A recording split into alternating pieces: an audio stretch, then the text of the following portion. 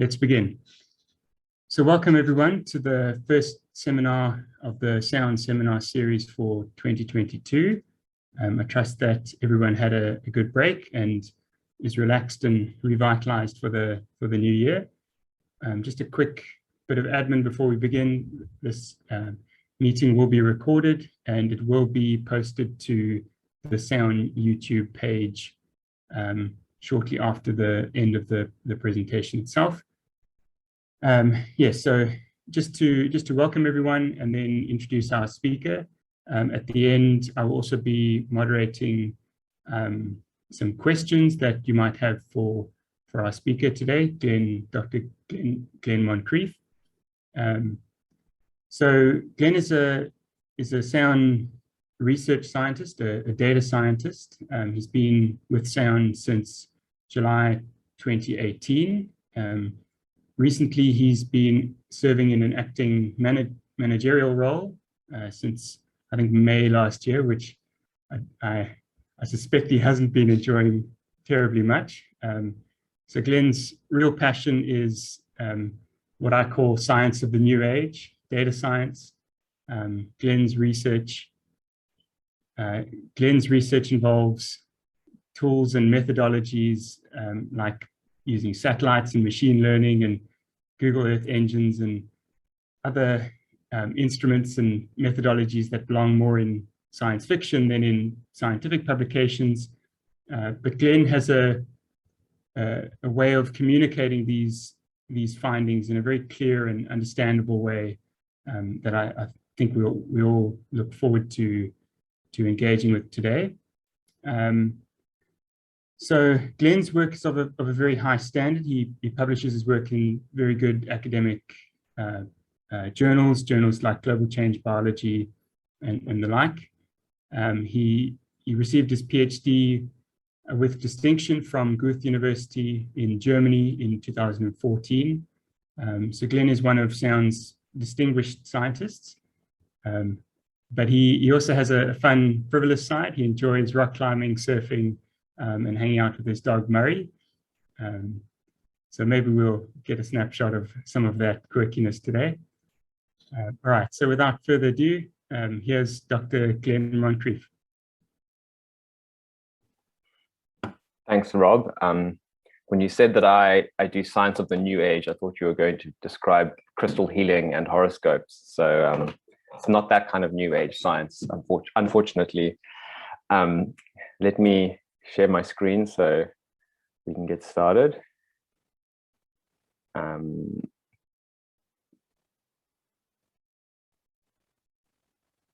Does that look good, Rob? You can see nice and clear. Cool. Yeah, so let me get started, and the sooner I finish, maybe there can be more time for questions. This talk is titled Machine Learning for Vegetation Monitoring. The work that I'm describing is kind of what I've been up to for the last 2 to 4 years. I've sort of changed focus a little bit since my PhD, which was on global vegetation models. This is more about machine learning, and I tried to find a title and a theme that could link together the sort of random projects that I've been working on over the 4 years to make it all seem like it was part of some grand plan, but it never is. But I think I've managed to find a thread that links it all together. This work has been done in collaboration with a lot of people, students, masters and PhD students of mine, and collaborators like Jasper Slingsby, Rob Skelton, Adam Wilson, and others. So this is definitely not a lot of this work, you know, I am describing and I supervise, but maybe I didn't do myself. So it's important to note that. So to give you context to this talk, you know, I'm going to try and give you some background on machine learning, how we got here, why it's of interest, and what we can do with it. The sort of how we got here bit starts with this graph of the increase in the computing power of microchips and the sort of number of microchips on a single processor over the years. And this Moore's law, this plot is on a log scale, really shows how computers have become radically more powerful. That's something that pretty much all of us know. And this is also the thing that makes this really interesting is that at the same time, other things have changed in the world. And one is the availability of data. So these are some important ecological databases like GBIF, GenBank, and Paleo ecology databases. And you can see the sort of exponential increase in the amount of data that is in these databases. And this is just increasing and getting even more radical as time goes on. And another important technology that is exploding at the moment is remote sensing and satellites. So the number of satellites launched per year has started to radically increase and will increase even more in the coming years.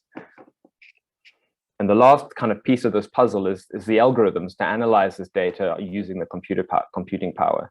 So a few examples of sort of benchmark algorithms. There's a machine learning challenge called ImageNet, and the challenge is to you're given 1 million images that are one of either 1,000 categories. So these show just 4 of those categories here, but there are 1,000 categories, and you have to classify 1 million unlabeled images into those 1,000 categories. And you've got to design the best algorithm to do that. And the graph below shows how in 2010 you would get, on average, you'd get about 25 to 30% of these guessing the categories wrong. But now this is 2017, up to 2017, but it's gotten even better. Now we're getting almost only 1% wrong, and that's better than humans. Humans get 5% of these wrong. So the increase, the change in how accurate these algorithms are has really accelerated in the last 10 to 20 years. And similarly, another example of this kind of algorithmic challenge is identifying objects in images, like whether it's a dog or a bike and where that is. And you can see how in 2008, the graph below, we were only getting about 21% accuracy on this challenge, and how that's radically increased up to 2019. And this combined with now we've got all this data and the computing power means that pretty exciting new things are possible using machine learning and these types of algorithms.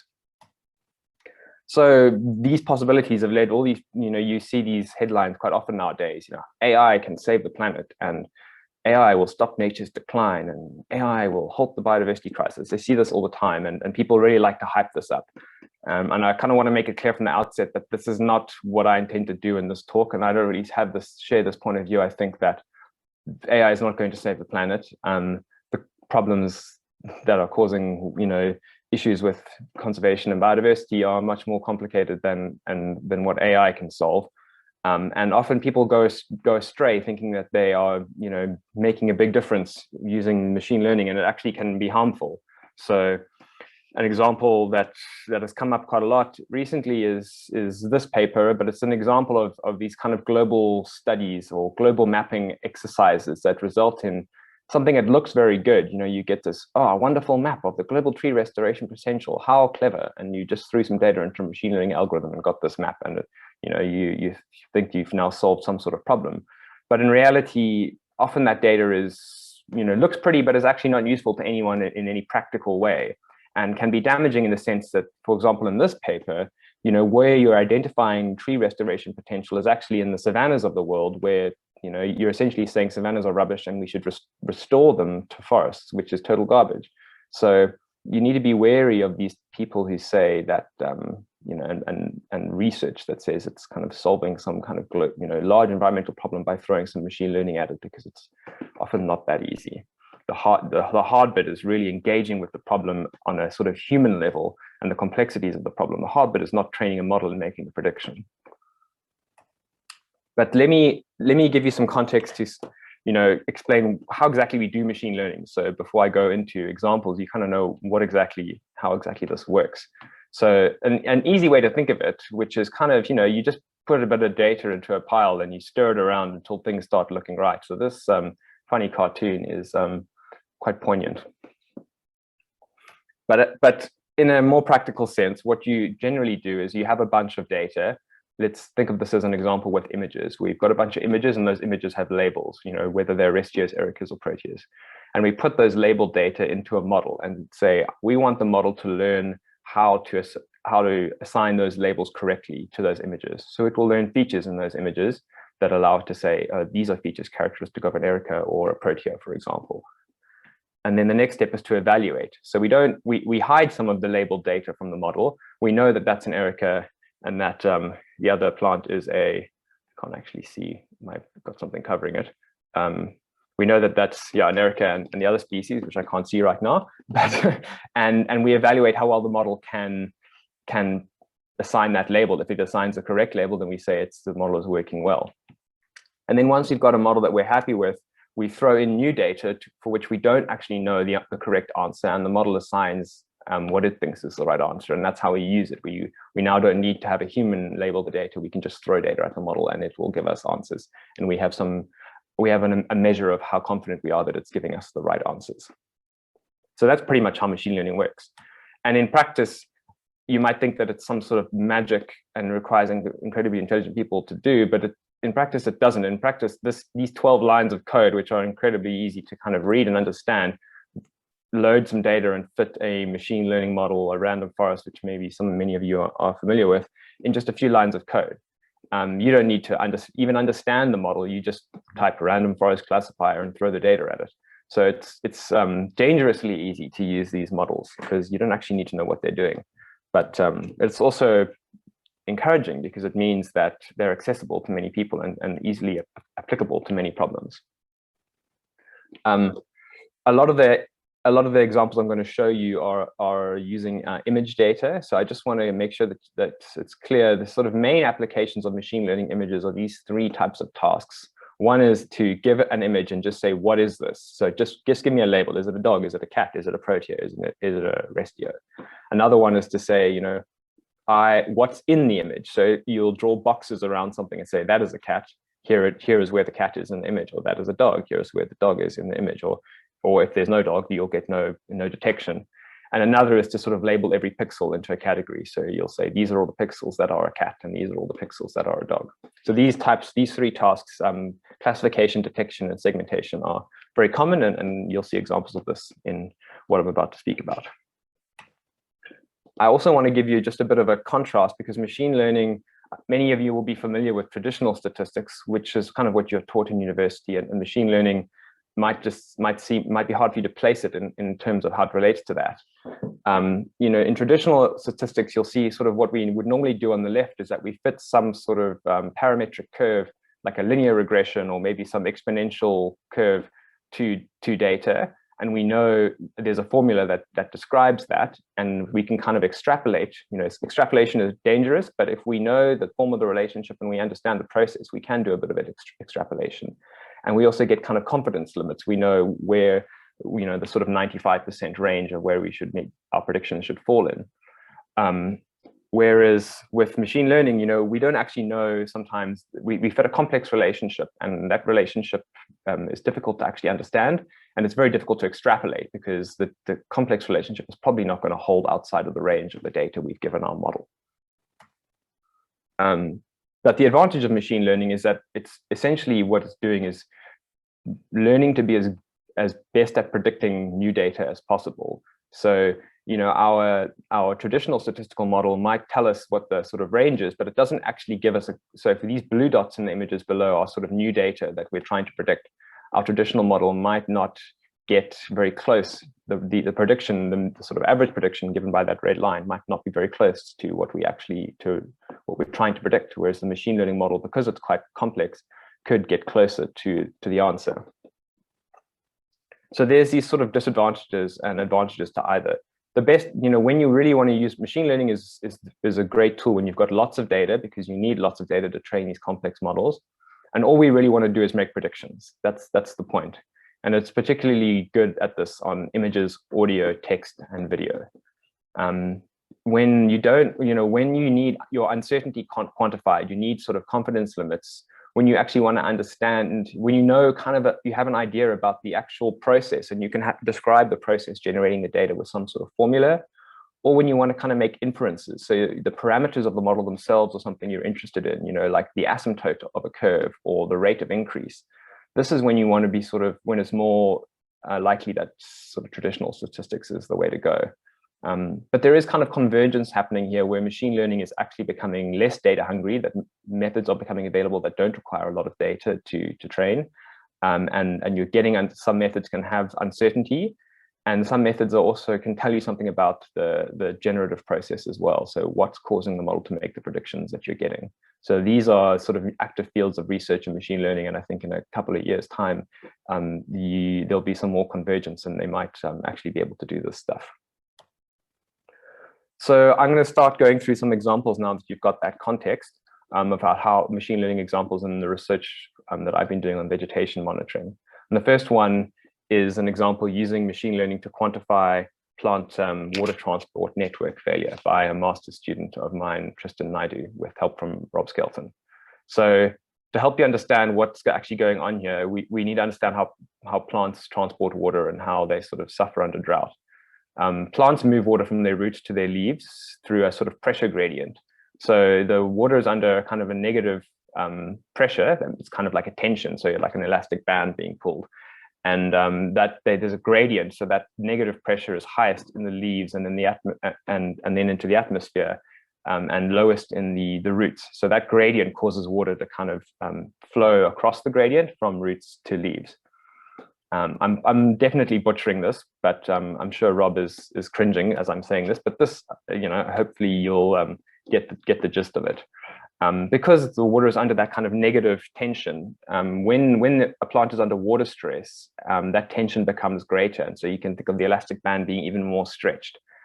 And eventually, if the drought stress is great enough, the bubbles will form in that water column and the water column will break. And that is essentially very bad for the plant. And if that continues to happen, the plant will die because those bubbles essentially prevent water being transported from the roots to the leaves. So as bubbles enter plants' water columns, it's a signal that that drought stress is causing them to die, essentially. And the problem is it's quite difficult to measure this, obviously. But Rob and colleagues of his have come up with a great method where you take successive images of a plant's leaf through time. So you can see image A of a leaf, and then a few minutes later, you take another image. And then you overlay those two images, as you can see in image C. And if there's been a bubble in the water, you'll see this a great contrast between the two images. So you can see that outline is a embolism, which is a bubble in the air entering into the plant vein. And what Rob and his colleagues have done then is that you outline that, and in image D, you sort of get an image of the human kind of drags an outline, and you get this picture of where the bubble is. And you keep doing this through time. So you keep taking images through time and comparing them and extracting where the embolisms are. And you can kind of build up this graph that you see on the left that as the drying occurs, so drying is sort of going from right to left on this graph. -1 is not very dry and -6 is very dry. So you've got a lot of tension in the plant's vessels. And as that tension increases, you see that more and more of these embolisms occur. And if you keep counting the embolisms that are in that image D, over time, you see that eventually 100% of the veins have embolized. And that curve tells you a lot about how plants' water transport networks fail as plants get dried down.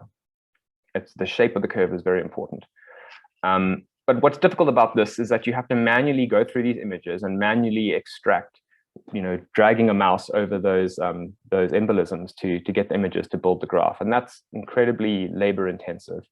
This is the kind of thing that machine learning is really good at, is doing this automatically. Like if you give the machine learning system a whole bunch of those image Cs and say, this is the image, and D is this is what I want you to extract from the image, you should theoretically be able to create that curve on the right automatically without a human having to do it in the future.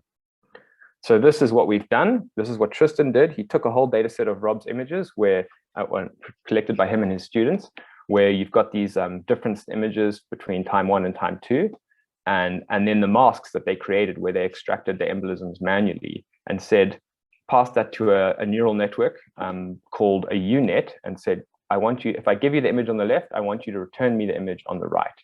And if you train a model to do that, eventually it can do that automatically without you having to give it new labels.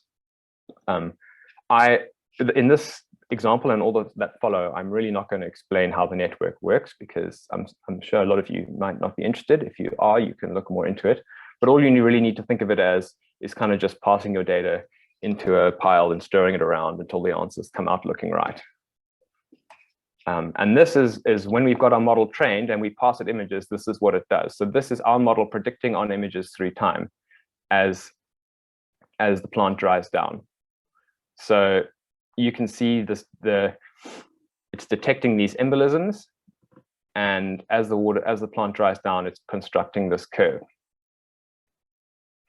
And this is done automatically without a human having to do any of the labeling. We only give it the labels to train the model. Once the model's trained, it doesn't need new labels. We just give it the images that have been taken.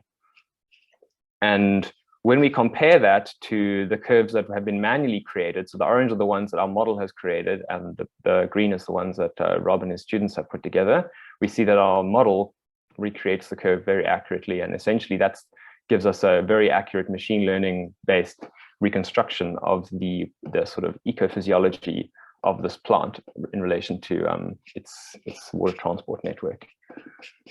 So that's the first example. I'm going to kind of reflect on some lessons afterwards. So let me just go through the other examples. The next one is monitoring the Clan-Williams cedar. So I'm sure many of you are familiar with the Clan-Williams cedar and its story, that the cedar trees are sort of iconic for the Cedarburg range. And they've been declining over the last century, and to the point now that people are very worried that they might actually go extinct. The cedar tree is very localized only in the Cedarburg range.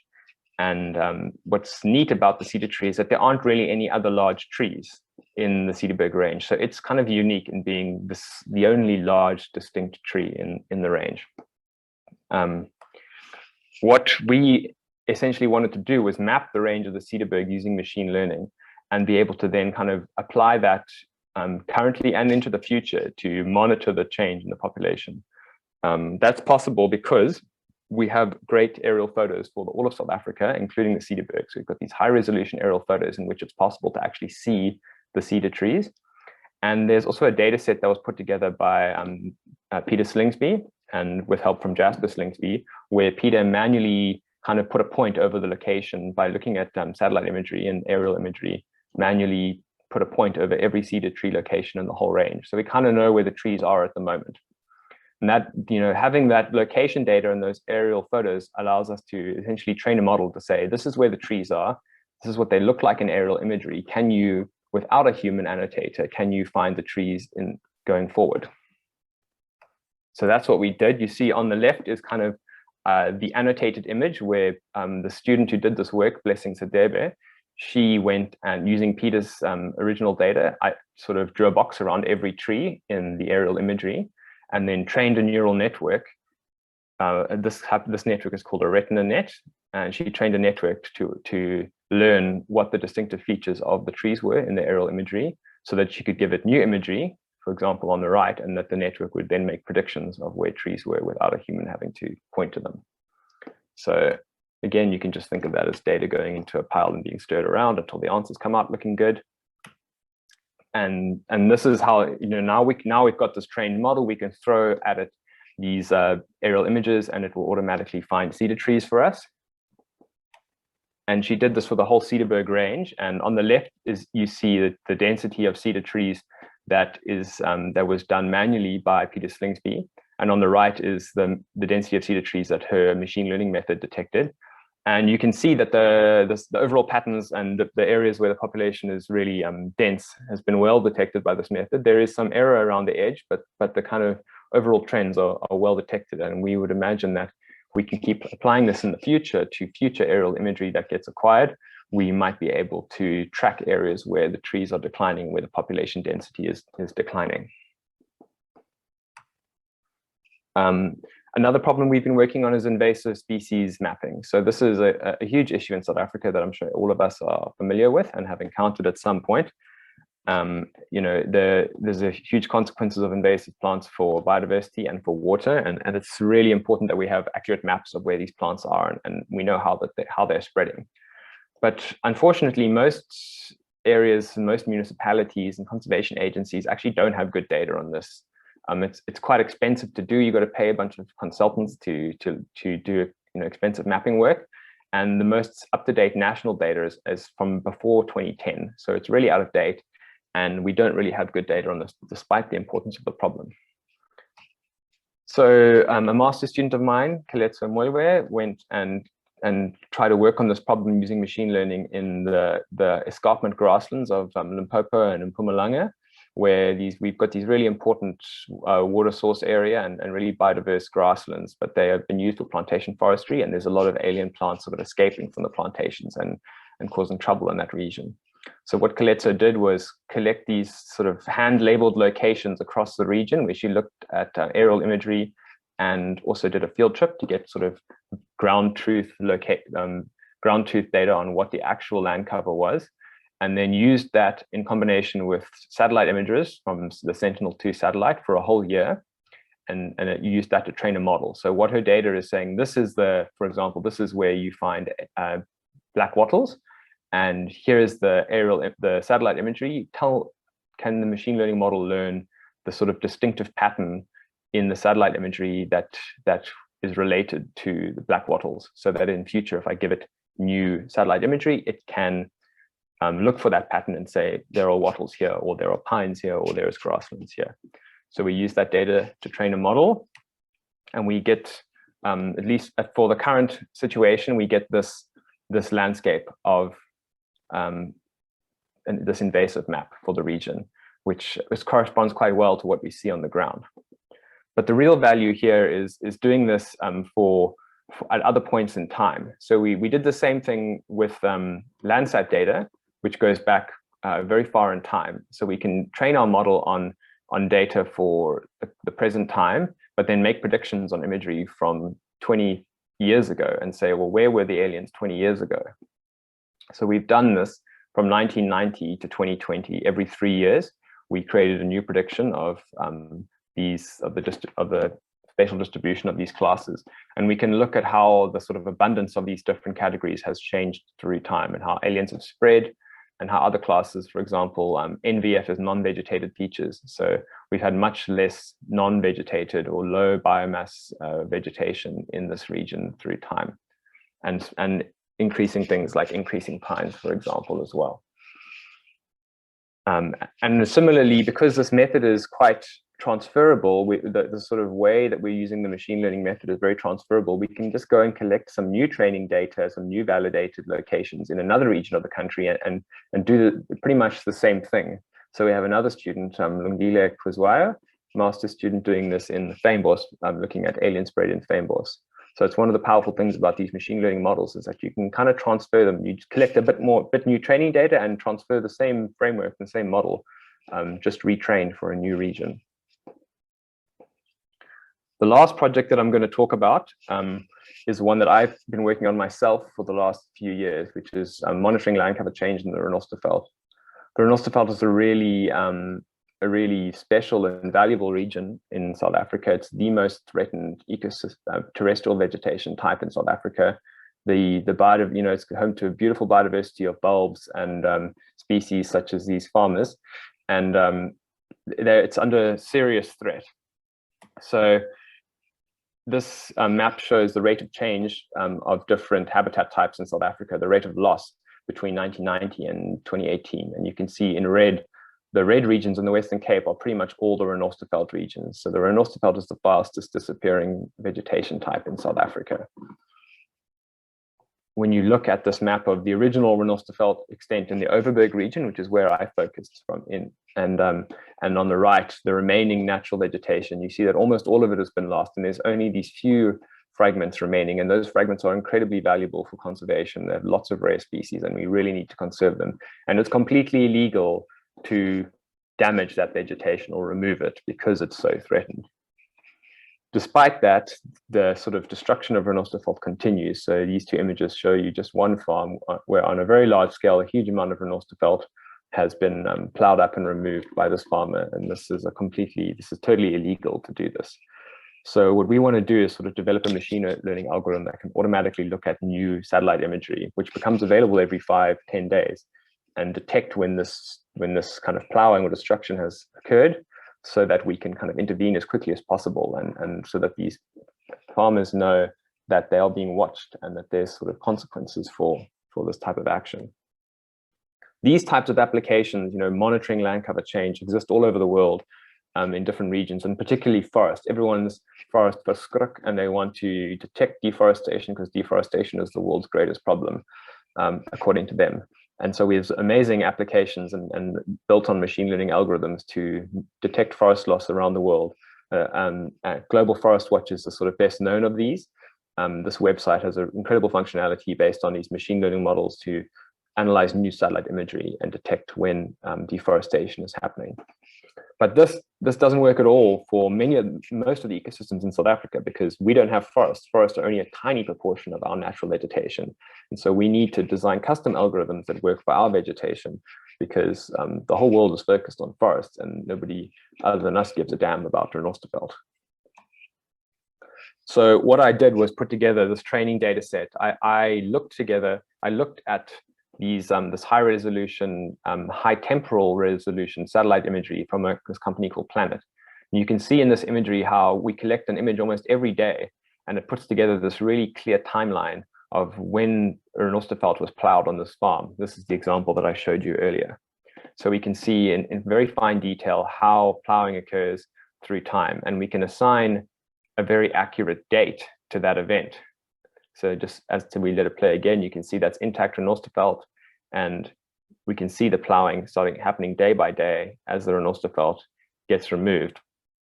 And that allows us to accurately draw a polygon around like where exactly this plowing occurred and when exactly it occurred. So that's what I did. I did this for the entire Renosterveld region for about for a sort of 4-year period, and found all of the plowing events that happened in Renosterveld in the Overberg over a 4-year period, and pretty much the exact date on which that occurred. So, this builds up a really accurate picture of land cover change in this region. But what it also did was provide a really great training data set for machine learning algorithms so that in the future, this can be done automatically. So what we've got is we put into the model a bunch of satellite data, and we've got these labels from that work that I'm showing earlier, where we can say, I know exactly where the Renosterveld was turned into cultivation, and I know exactly where the Renosterveld was stable. And we kind of extract the satellite signal of what that's characteristic of stable Renosterveld or Renosterveld changing to cultivation. And because we can do that, we can then train a model. The type of model we use is called a temporal convolutional neural network. But again, you can just think of that as a pile of garbage being stirred around. And ultimately, we can then make predictions on new satellite imagery as it comes in. So if you imagine that this is a 2 months piece of satellite data that have been put together, and every 5 days we get a new image, and that sort of sequence updates, our model will then make a prediction every 5 days and say, is this stable Renosterveld or is this transformed Renosterveld? And we can do that kind of every 5 days for every pixel in this entire landscape. So we can predict for the whole Renosterveld region, is it stable Renosterveld? Has it been transformed? And we can update that every 5 days. That's kind of the outcome that we aimed for, and the outcome that we produced. So it's important to kind of get an idea of how well this worked. So just the numbers that are important to kind of highlight here for this TempCNN model, the one that we ultimately used, is that our model detects 89% of all the Renosterveld plowing. It does that within 180 days. When it says that there's been plowing, it's right 96% of the time. And what's really important also is how quickly we can do this. So within 20 days, we detect 65% of the plowing events. So the other sort of 25% we detect after those 20 days, but we still detect it. But importantly, 65% within 20 days is a really great improvement of the 0% detected within 20 days, which is kind of what we currently do, where people just randomly drive around and sometimes see a farmer plowing Renosterveld. That almost never gets reported. So in action, this is kind of what our algorithm looks like, where we're monitoring this patch of Renosterveld, and things light up as you see the Renosterveld disappear on those areas on the right there. Within 10 or 20 days, you can see the change happening now. And then within 10 or 20 days, our algorithm lights up and says Renosterveld has been lost here. So we're doing this constantly for the whole region, and lighting up when Renosterveld changes. That's now kind of been put together and deployed in a application.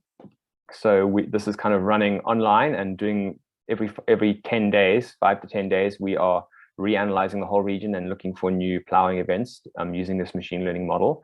And we are using this application in partnership with Western Cape environmental law enforcement and helping them chase down people who are doing this. So it's really great to see this actually being used in practice, and there are court cases and legal action that's been instituted based on the detections that we've done using this application. So it's really great to see real world change happening as a result of research. And the application is online. You can fiddle with it if you want. It's called Global Overberg Renosterveld Watch, because it's not Global Forest Watch. It monitors the global distribution of Renosterveld in the Overberg.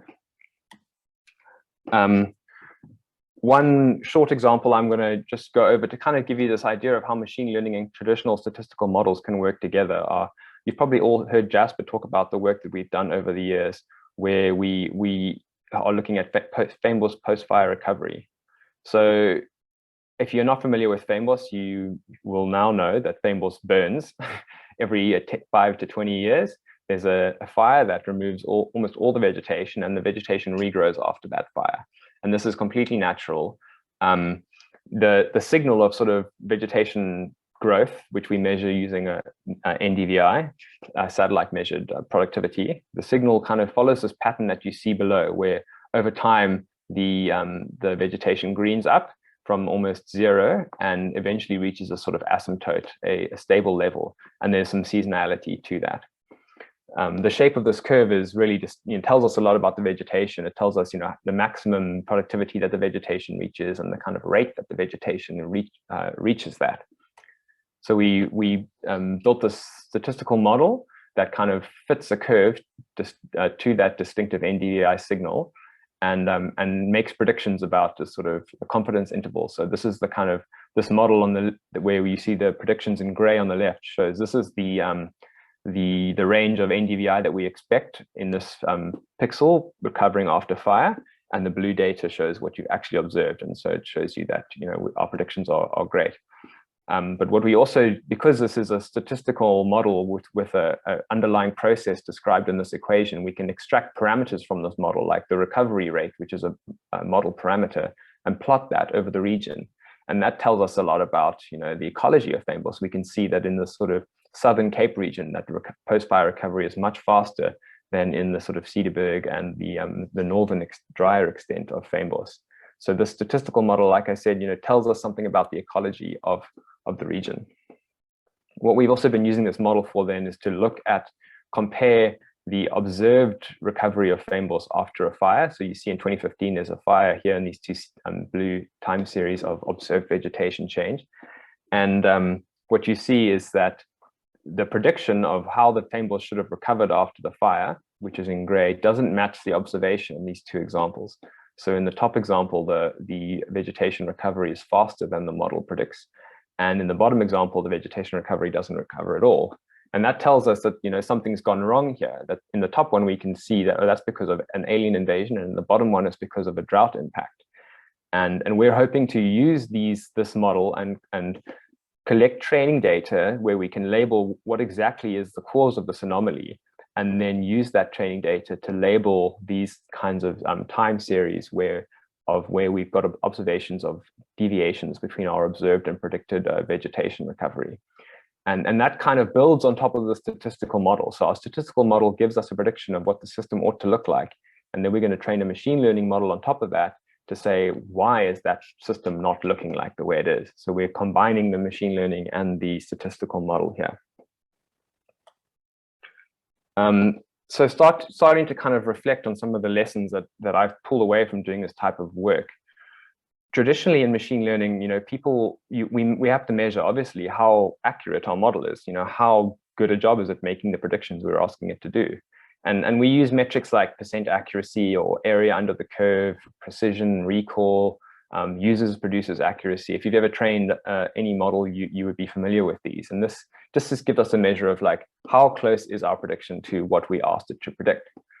But often that doesn't really tell you much about whether the model is useful in the real world. In the real world, we're not interested in area under the curve or like precision and recall. That doesn't necessarily tell us whether it's going to solve the problem for which the model is designed. I prefer to look at, an actual metric that is closer to what it is that the problem we're trying to solve. So in the Cedar example, we want to reconstruct the distribution of the Cedar tree. And that's really how we should be measuring how well this model works, not the accuracy in finding an individual tree. In the example of the plant hydraulic failure, we're not necessarily interested in constructing the exact shape of the exact location of that embolism in the leaf. What we want to do is build that curve, because that curve is telling us about the ecology of the plant. So if we have some errors in finding the embolism, that's fine, as long as the curve comes out exactly in the same shape as the human created curve. And the same in the Renosterfeld, we're interested in finding these plowing events, not in accuracy or precision or whatever. So, it's really important in ecology, if you're trying to actually make a real world difference, is to think about what exactly is the model going to be used for and evaluate it on those terms. Yeah, my sort of reflections on this further. In South Africa, we've got big problems. We've got interesting problems, but they're big problems, and because there's often sort of local problems, big international labs and researchers aren't interested in working on this. They want to do another global map of tree restoration potential or some garbage like that, because that's going to get published in a big fancy journal. And these really interesting and relevant problems that we have here get ignored because they're local. But that doesn't, in my mind, that just leaves more opportunities for us to have an impact as South African researchers. A lot of ecological monitoring, this is why machine learning is so useful in this context. A lot of ecological monitoring is kind of mundane and repetitive, sitting and drawing these outlines on these leaves for, where we've got embolisms is really painstaking, hard work. And if we can design machine learning models to do that, we can radically increase our ability to collect data and to monitor, because there's only so many human hours that we can deploy. And that water transport example is kind of speaking to that. We're also very privileged in South Africa to have really good data. We've got these amazing aerial photos, this great legacy of ecological science where people have collected incredible data. Our various government, public and private institutions collect great data, which is shared really well in places like, the city of Cape Town has a great data portal. The Zambia has a great data portal. So there's so much amazing information, which is key to being able to do machine learning. And the Cedars show that, using these great national aerial photos that we have and data on plant distributions from people like Peter Slingsby. In South Africa, also, there's a lot of global models for detecting trees, or global models for mapping land cover change, like Global Forest Watch. But they don't work here. South Africa is has a unique ecology and a unique biodiversity. And so the models designed by other labs and other places in the world don't work. And we have to do things, we kind of need to do things our own way. We need to build our own models and in order for them to work. And you see that in the Renosterfeld example. If we used a forest change detection app, it wouldn't have done anything. It wouldn't have worked well at all. There's incredible value once you've been through this process, because once you've built this sort of pipeline and trained a model, you've got 90% of the work has been done. You can go collect new training data for another region or apply that model at another point in time to other data and create new predictions. So you don't need to, if you're sort of trying to map aliens, you don't need to put out a whole new contract to a new consultant to create a new map of aliens in a new region. You simply need to go collect a bit of training data and retrain the model. And that radically increases our ability to do monitoring and to use these methods in areas where there's not a lot of resources to do ecological monitoring, because there's not a lot of money often to do ecological monitoring. And like I said, this low cost, it doesn't cost a lot. A lot of the data is free. The satellite data is free. Often the aerial images are free. And and we can sit at a computer and just go for a little drive and collect ground truth data on the ground, and that costs very, very little. The algorithms are free to use, the software is free to use, so we don't have to go through some complicated procedure of finding money and some long-winded procurement process to actually do the work. That entire Renosterfeld example that I've done, which is being used by the department, it didn't cost anything. Not a single bit of the work that I did I have to pay any money for. And it means that you can translate your ideas into impact really quickly.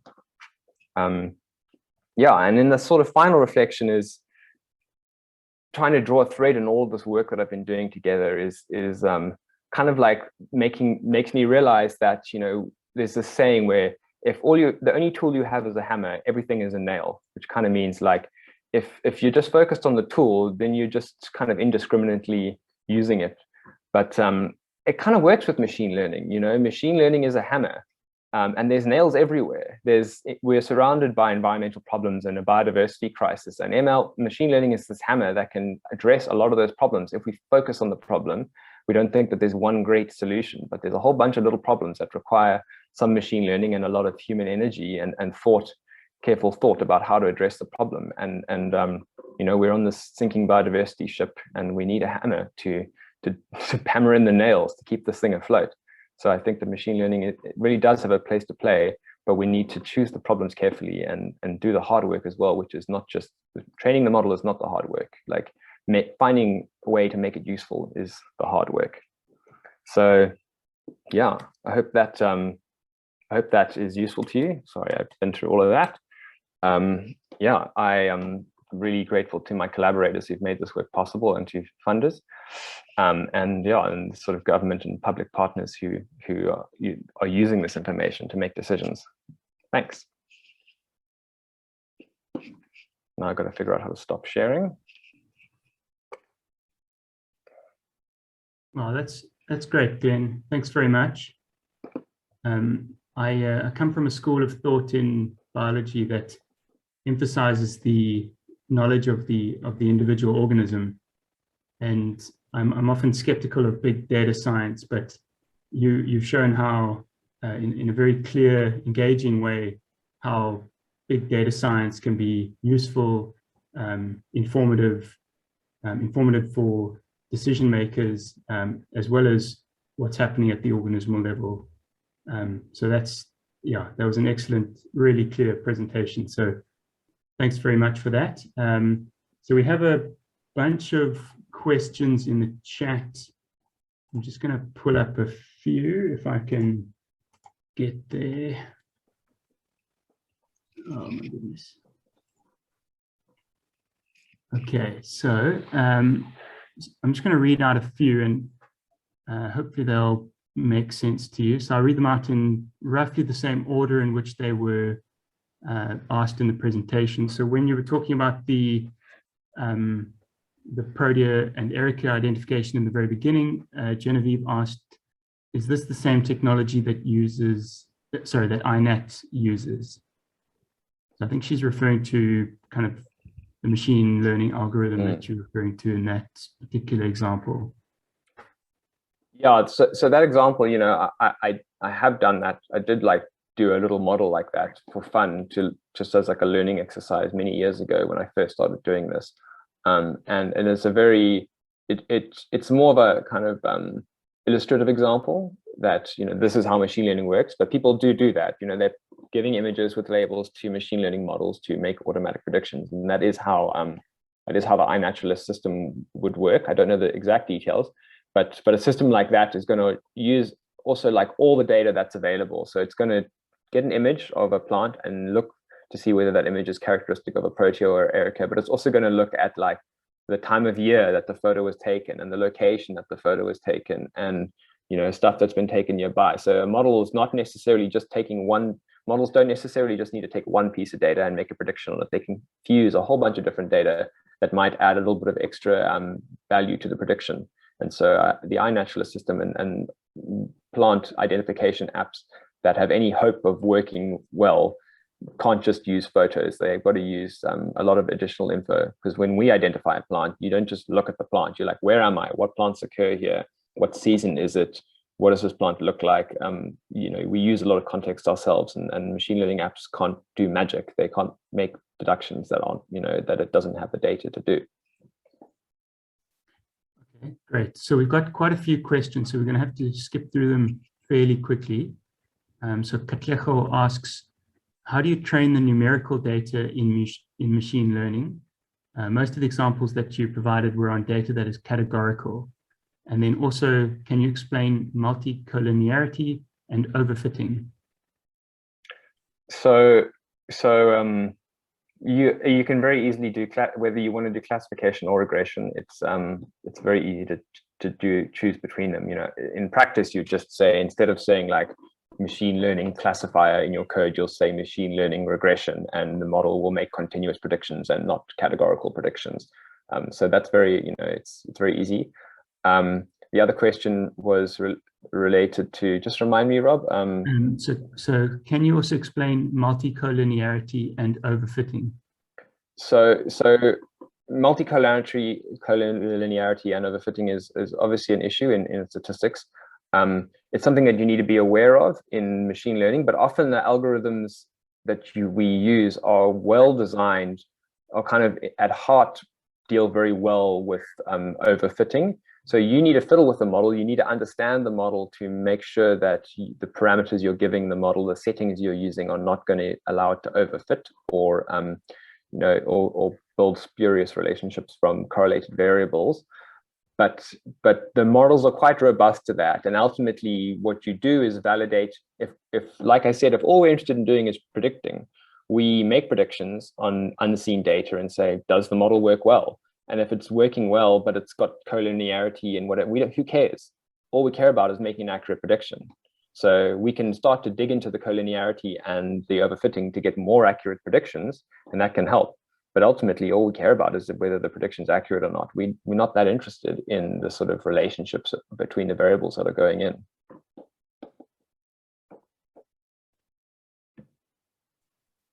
Sorry, I had a lawnmower starting up outside my window. Hopefully that didn't interrupt it. Okay, Genevieve asks, and I'm not sure exactly which imagery she was referring to, but how accessible is the imagery in your experience? It's pretty accessible. Like you know, most of this back in the day, you had to like send someone an email or go visit someone with a hard drive to get like aerial imagery, or even to get satellite imagery. You have to go and like physically collect data. But now there's like tons of websites and tons of tools that allow us to access data and not have to even analyze it on our own computer. So I do a lot of work using Google Earth Engine, which essentially has all the data already and does all the computation for you already. And so you don't actually need to bring the data onto your own computer. You just kind of need to know what are the websites and who are the data providers who provide those tools to you. And Google Earth Engine is a good one. For aerial photos, the Department of Rural Development and Land Reform actually have like a neat website where you can look at all the aerial photos and download them if you want, without having to physically go and like give them a hard drive. So it's all there. You just kind of need to know where to look. Okay, so Hayden asks about the alien map. So what is the spatial extent that the model remains accurate at? That's a very good question. So like, you know, when I'm talking about being able to transfer models to other regions or make predictions, you always have to have some sense of like, your model is trained with data from a certain area. The further that you predict out from that area, both spatially and like environmentally, if my model is trained in an area that has like a savanna climate and I'm trying to predict into like a Karoo climate, it's not going to work very well because it doesn't know the relationship between like the variables that I'm using when the climate is different. So that's kind of the point there. And for that model, I know the ways, you know, there are methods to kind of evaluate how sort of produce a map of your model's accuracy and how it degrades. We haven't done that, but we've just kind of made the extent essentially correspond to the extent over which we have training data. So we're not predicting beyond the sort of bounding box of where we collected training data. Okay, Geeton asks, well, firstly, Geeton says cool examples. So well done for that. And then he or she, I'm not sure, asks, for the invasive species mapping, how has the model coped with the spectral drift across epochs, and how is this dealt with? So there will be, you know, there will be inaccuracy introduced by that, because we're basically training the model like, here are the true land cover types in 2020 at our points. And then we look for like, what is the signal in Landsat satellites of those points? And we learn that signal that is characteristic of pine trees, right? And then we go and look at like 1990 Landsat imagery and say like, does this look like a pine tree, you know, in the 1990 imagery? And we might get it wrong because like pine trees might have looked different in 1990, or the climate might have been different. That meant that pine trees had a different satellite signal. So there is error there, and you can't really avoid that. The best thing what you can do is do like processing of the Landsat data to make as best as possible sure that the reflectance that the satellite measured in 1990 is the same, like calibrated the same way that the reflectance that's measured in 2020. So there is some kind of like processing algorithms that you can do to kind of ensure that your Landsat reflectance from 1990 is measured the same way as your reflectance from 2020. And so then you're making predictions on this sort of same variable, but it's unavoidable that you will have inaccuracy introduced by the fact that like there might have been like kind of a bit of a different climate at the time, and that might have affected the reflectance. Yeah, and I guess that goes with most other technologies. There has been some technological drift through time, so it's to be expected, I suppose. With we can deal with the technological drift because we kind of know the parameters of the instrument, and then we can correct for that, but we can't correct for the sort of parameters of the environment that might have changed between time. You know, like the fact that pine forests today may sort of look a bit different from pine forests in 1990. Okay, Zach asks, what is the difference between a machine learning model and a machine learning framework such as TensorFlow? Well, I guess the model itself is kind of like the model is a set of rules for like taking input data and turning it into an output, which might be a prediction of whether it's a tree or not a tree, or whether it's a 1 or a 2. You know, it's a set of rules, and those rules might be based on some fancy clever algorithm, or might just be like a linear regression. That's still a machine learning model. It's a set of rules and kind of, you know, mathematical operations to transform an input into an output. A framework is more like it's like a software. So, you know, it can be the same set of rules can be executed in like R or Python, you know, and beyond just the sort of software that implements those rules, there's also a lot of like pre-processing to turn the data that you are provided with into the input that the model wants. And that is often a huge part of the machine learning process, like taking the data that you have on your computer and turning it into the kind of input that the model wants. And that is a lot of work, and various packages provide tools to do that. And that's sort of part of the framework, is that not just the model itself, but the tools to create the input that the model requires and to process the output. Okay, we've got time for a couple more questions. Maybe one from Dave Thompson and one from Julia Glenday. So Dave asks, how transferable is the Renosterfeld work to other biomes? And is that being done, or are there plans to implement that? So we are trying to do that, at least in other parts of the Western Cape. We have a project funded to do that in other parts of the Western Cape. And in theory, it shouldn't be that hard. Like, the hard part of a lot of that is really like figuring out the best way to do it, figuring out how to take data A and transform it and combine it with data B and put it into the model and take the output and produce a map that we can share. Like that takes a long time. The only other bit that we need to do, because that's all been done now for the Renosterfeld, the only thing that we really would need to change to do it in other regions is just to collect training data in the other regions. And kind of, because we kind of know how to do that now, we can do it relatively quickly, as long as we just have a bit of time to do that, and you know, some time not doing management stuff, but time sitting behind a computer and like looking at data. Then it can be done. It's not hard anymore. We've done it somewhere else, so we know how to do it. It's just a matter of collecting a bit more data. It's pleasing to see that Johan has popped in from his retirement, from his break on the beach. So he had a nice interaction, but I think that question was answered by Katlego and Keaton, so I won't ask that here. But Julia Glende asks, in the alien cover mapping example, was the classification done for each individual image or based on a time series, like in the Fynbos post-fire and fluctuation model? For models that use patterns over time, do you use topography as an input, i.e. plants and drainage lines can stay greener, etc.? Yeah, so that's exactly what we do. Like you could just give your model like an image, a satellite image for one point in time and ask it to classify that. But that's, you know, there might be certain things like vegetation types that look similar in winter, but then in summer they look different. And so they're almost, the way that the vegetation changes through the season could be very distinctive of and help you tell what kind of vegetation you're looking at. So a model will often be better if you give it a whole sequence of images and ask it to make a single prediction based on that whole sequence. And that's what we did in the alien mapping example. We use an image for every week of the year and produce our classification, and that works much better than just doing it on a single image.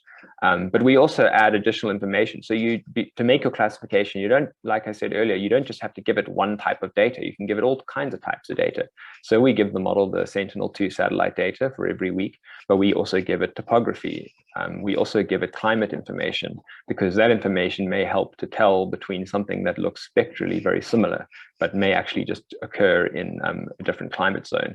So you give the model all the information that you think might be helpful, and you let the model decide what it thinks is important. Often it doesn't matter. You often can't overwhelm these models with data. They just decide that, no, that data is not useful, so I'm not going to look at it. Okay, great. I think we'll probably end on two more comments, one from Tommy and one from Katlego. So Tommy says, well done, Glenn. Excellent, impactful research. Nice material for a couple of e-newsletter articles. So we look forward to seeing those in the near future. And then Katlego says, very interesting. And she looks forward to taking machine learning to another level in South Africa. I think we all do. That was an excellent presentation. Thanks very much, Glenn. Thanks, everyone.